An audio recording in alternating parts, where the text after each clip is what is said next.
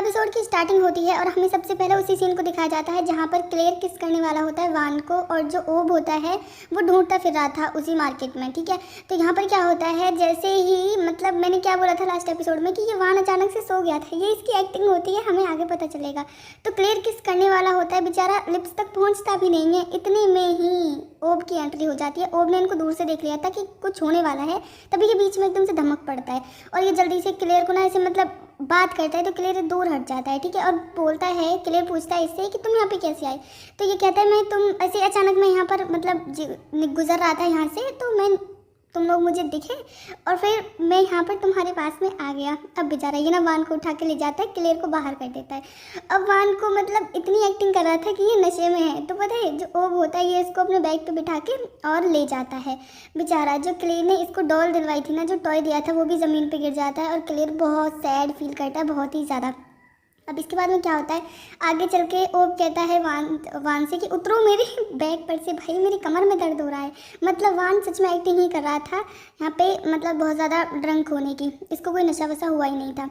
तो यहाँ पे ओब इससे पूछता है कि क्लियर तुमसे क्या कहना, क्या चल रहा है तुम दोनों के बीच में, क्या कहने वाला था वो तुमसे। तो वान कहता है तेरे को क्या खुजली मची है, वो मुझसे चाहे कुछ भी बोले, तेरे को क्या, तू तो खुश है ना अपनी एक्स गर्लफ्रेंड के साथ में। तो यहाँ पर ओब समझ जाता है कि वान बहुत ज़्यादा जेलस है। अब ये उससे कहता है कि देखो मेरे और काऊ के बीच में जितनी भी प्रॉब्लम है ना, वो सारी ही मैं क्लियर कर दूंगा और मैं काऊ के पास में वापस नहीं जाने वाला हूँ। वो मेरा पास्ट थी, ठीक है, और तुम्हें मेरे प्रेजेंट हो, तो हम दोनों साथ में रहने वाले हैं।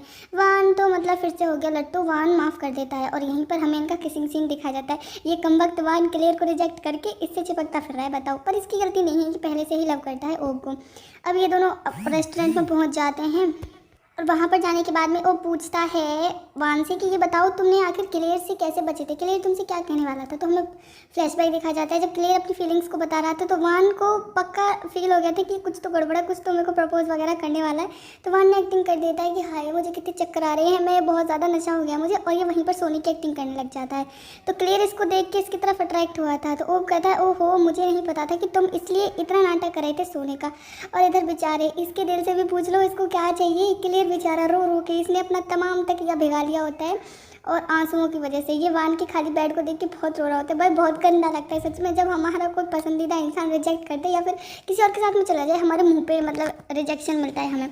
तो यहाँ पर अब नेक्स्ट डे हम क्या देखते हैं, जो ओब होता है ना वो काऊ के पास में जाता है। ये काऊ इससे बात नहीं करी थी क्योंकि काऊ को पता है कि ओब इससे क्या बोलने वाला है, तो फिर भी ओब काऊ के पास में जाता है और कहता है कि मुझे तुमसे कोई ज़रूरी बात करनी है, तो क्या हम किसी प्राइवेट प्लेस पर बैठ कर बात कर सकते हैं। तो यहाँ पर अब जो ओब होता है वो काऊ को क्लियर कर देता है कि मैं तुम्हारा लवर नहीं हूँ, मैं सिर्फ तुम्हारा भाई ही हूँ। मतलब ये क्या पहले से ही अब भैया, ये कोई बात है बताओ। पर कोई बात नहीं, काऊ बहुत रोती है, लेकिन इसने डिसाइड कर लिया था ओब ने कि ये इसको छोड़कर चला जाएगा। वैसे सही भी है, जब हम लव नहीं करते तो ज़बरदस्ती सामने वाले को उम्मीद देने से कुछ नहीं होता।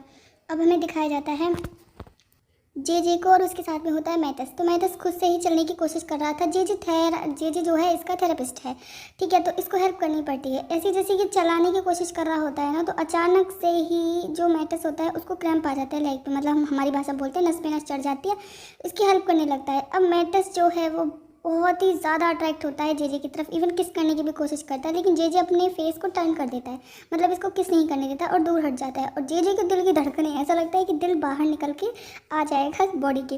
तो यहाँ पर मैथस इसको बहुत रोकने की कोशिश करता है, तो जे कहता है आज मुझे थोड़ा जल्दी जाना है, मुझे कुछ काम है। तो मैथस इसे रोकता है और कहता है कि देखो हम पहले बात करते हैं, इस मैटर को सॉर्ट आउट करते हैं, तुम ऐसे बीच में सब कुछ छोड़कर नहीं जा सकते हो, और मैं सच में तुम्हारी बहुत ज़्यादा केयर करता हूँ। तो जे बोलता भाई हट सामने से, मुझे जाना है। जे की गंदी हालत हो रखी थी, मतलब इतनी ज़्यादा तेज़ हार्ट बीट हो गई थी उसकी कि कुछ पूछो ही मत। अभी बाहर जाके अपने दिल को रोकता है कि भाई कहीं फटी ना जाए बेचारा। अब इधर हम देखते हैं वान को। नेक्स्ट डे जब ये सभी किचन में होते हैं, पंसिब होता है यहाँ पर और ये सभी भी होते हैं, तो जैसे ही वान आके बात करने की कोशिश करता है क्लियर से, तो क्लियर सिर्फ इसको थैंक्स ही कहता है इसको सपोर्ट करने के लिए।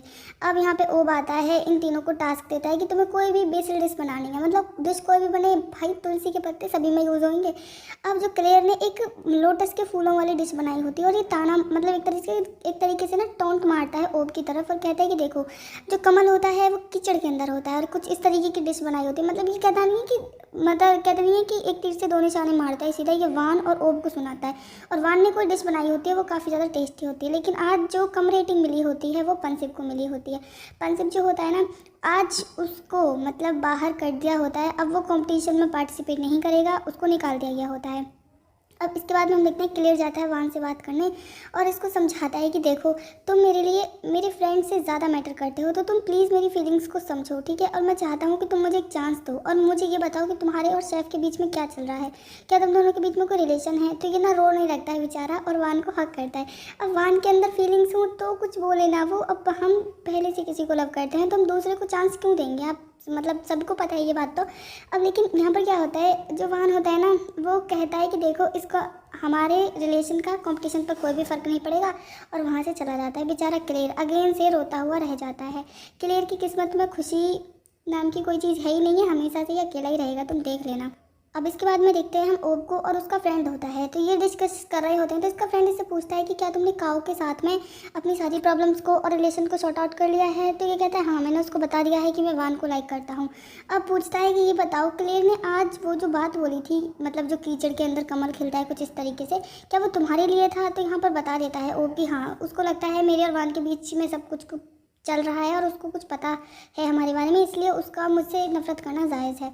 तो यहाँ पे क्या होता है कि अब इसके बाद में ये किचन में जाता है वान के पास में, वान बर्तन साफ़ कर रहा होता है। तो तभी जो वान होता है ना वो काफ़ी ज़्यादा टेंशन में होता है। तो ये कहता है तुम्हें किस चीज़ की टेंशन है। तो वान झूठ बोलता है कि मुझे कंपटीशन की टेंशन है, लेकिन इसको चिंता है मैथस की सबसे ज़्यादा, कि मैथस को अगर रेस्टोरेंट नहीं मिला तो ओब को सब कुछ पता चलेगा और इसको ओब नहीं मिलेगा। अब ओब इसके लिए कोई डिश बनाता है तो वो काफ़ी ज़्यादा टेस्टी होती है। अब डिश विश भाड़ में जाए, डिश बनी है, रात का टाइम है, अब इनका मूड ना बने ऐसा तो हो ही नहीं सकता। ये यहीं पे अपना खाना तो गर्म था, ये बाकी सब भी गर्म करने लगता है। हम छोड़ो, इनके जो ऐसे सीन होते हैं ना ये हर एपिसोड में आते हैं। मतलब ये जो ओब है ना, ये शेफ़ जो है ये कुछ ज़्यादा ही रंगीले मिजाज का इंसान है, हम कह सकते हैं। इसके बाद में नेक्स्ट डे जो फाइनल कंपटीशन होने वाला होता है ना वो क्लेयर और वान के बीच में होता है। तो तभी यहाँ पर एंट्री होती है मैथस की। मैथस को देख के वान सबसे ज़्यादा डर जाता है कि ये कहीं कुछ बोल ना दे, और ये जाता भी है दौड़ कर पूछता है कि तुम यहाँ पर क्या कर रहे हो, तुम्हें किसने बोला, यहाँ पर इनविटेशन किसने दिया है। तो मैथस सीधा आके बात करता है ओब से कि ओ मुझे तो लगा था तुम अपने कस्टमर को बहुत अच्छे से ट्रीट करते हो, मैं तो तुम्हारे रेस्टोरेंट का नया मेनू देखने आया था, मुझे पता चला है कि तुमने अपना मेनू जो है चेंज कर दिया है। तो ओब ऐसे टूट के पड़ता है एकदम कुत्ते की तरह कि आ जाते को तो अभी देखता हूँ, अभी फाड़ के रख दूंगा सच में। तो यहाँ पर फिर मैथस ना चला जाता है जब ओब बहुत ज़्यादा गुस्सा करने लगता है। तो वान भी डर जाता है। अब वान यहाँ पर एक गलती कर देता है, वो जाता है दौड़ के बाहर, वो सीधा जेजे को कॉल करता है और बताता है कि मैथस आया था रेस्टोरेंट में और उसने इतनी बड़ी प्रॉब्लम क्रिएट कर दी है। तो जेजे कहता है मैं समझाऊंगा मैथस को, पूछूंगा कि उसने ऐसा क्यों किया।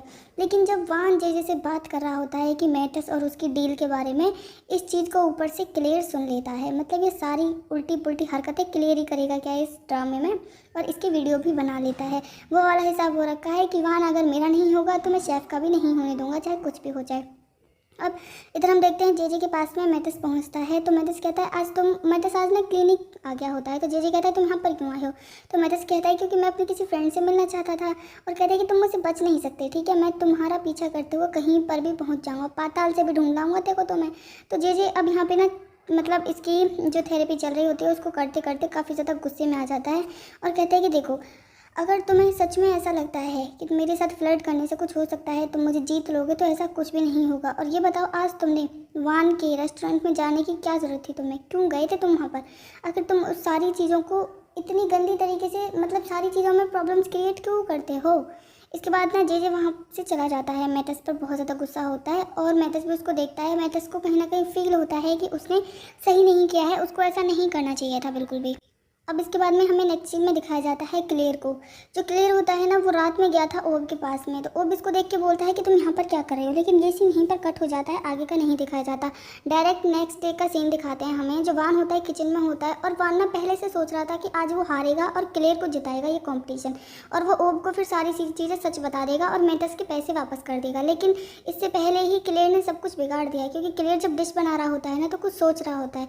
अब वो किस चीज़ के बारे में सोच रहा होता है ये हमें एक फ्लैशबैक के थ्रू दिखाया जाता है। जो फ्लैशबैक में दिखाया जाता है ना वो सीन होता है कि जब लास्ट नाइट क्लियर गया था ओब के पास में, तो उसने वही वीडियो दिखा दिया होता है ओब को, ठीक है, कि मतलब ये जो इस प्रॉपर्टी को लेना चाहता है और मैथिस को दे देगा डील के जो अकॉर्डिंग जो भी इनके बीच में बातें हुई थी, ठीक है।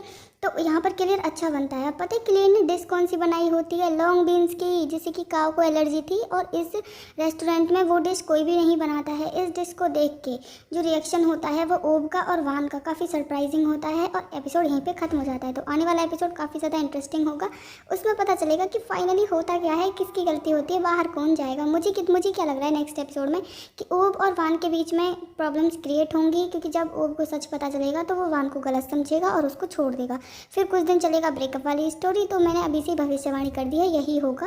लेकिन जो भी है सीरीज़ अच्छी चल रही है, अभी धीरे धीरे और भी ज़्यादा अच्छा एपिसोड आएगा। मैं तो उम्मीद ही कर रही हूँ अच्छा आएगा, तो वेट करते हैं अब मैं भी और आप सब लोग भी। देखते हैं नेक्स्ट एपिसोड में क्या होगा।